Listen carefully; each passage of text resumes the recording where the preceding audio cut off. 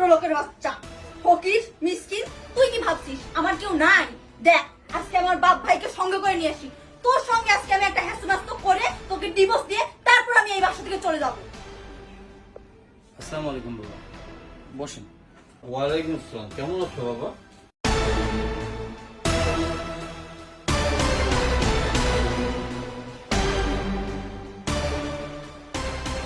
বাবাজি, কি হয়েছে তোমাদের দুজনের মধ্যে? আমাকে 2-4 দিন পর পর এখানে আসতে হয়, কি সমস্যা তোমাদের বলো তো আমাকে। হ্যাঁ ভাই, বাবা তো ঠিকই বলছে। আপনি কি মানুষ না? আপনাদের মাঝে কি হয় এত সমস্যা? আপনাদের কি হয়েছে সেটা বলেন তো আমার। আপনার মাঝে কি জিদ নাই? কি রে ছোট লোকের বাচ্চা, এখন চুপ আছিস কেন? এখন তোর জবান বন্ধ হয়ে গেছে? আমার বাপ ভাইকে দেখে এখন ভয় পাইছিস? একা পেয়ে তো আমাকে খুব মারছিলি, এখন তোর মুখে কথা নাই কেন? কথা বল।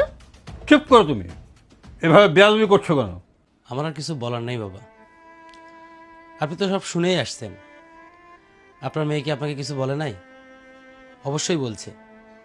এখন আপনারা যেহেতু আসছেন, আপনাদের যা ভালো হয় আপনারা সেটাই করে যাবেন। দেখলেন তো আপনাদের সামনেই আপনার মেয়ে কোন ভাষায় কথা বলে আমার সাথে। এটা শোনার পরে আর আমার কিছু বলার থাকবে না বাবা। আপনি গুরুজন, আমার তো বাবা নাই, আপনাকেই তো বাবার মতো করে জানি। তো আপনার যেটা ভালো হয় আপনি সেটাই করবেন। বাবা বাবা, ভালোই তো অভিনয় করিস। আমার বাবা এখন তোর বাবা হয়ে গেল। ফকিরের বাচ্চা, চামারের বাচ্চা, অমানুষের বাচ্চা। এই, আমার বাবাকে খবরদার বাবা বলবি না। আমার বাবা শুধু আমার বাবা, তোর বাবা না। চুপ করো তুমি, এভাবে বেয়াদবি করছো কেন? আর তুমি যদি এভাবে বেয়াদবি করো তাহলে আমি এখান থেকে চলে যাব। জামাই বাবা, বলো তো কি হয়েছে তোমাদের? ও কি বলবে বাবা? ওর বলার কোনো মুখ আছে? ওই ছোট লোকের সঙ্গে আমি সংসার করব না। তুমি আমাকে এখান থেকে নিয়ে যাওয়ার ব্যবস্থা করো তো। তুমি কিন্তু আবার চরম বেয়াদবি করছো। এটা তোমার স্বামীর বাড়ি।